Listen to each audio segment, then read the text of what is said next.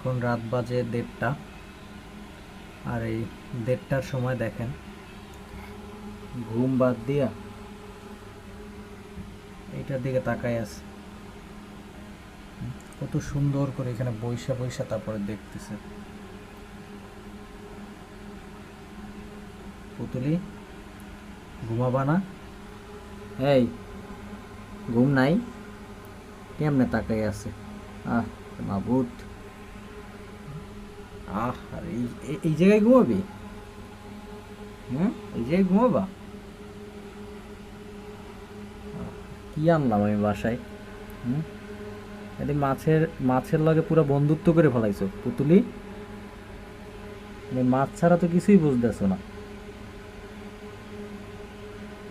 এই জায়গাটা দিয়ে একটা সেকেন্ড লড়ে না, এনি বইতে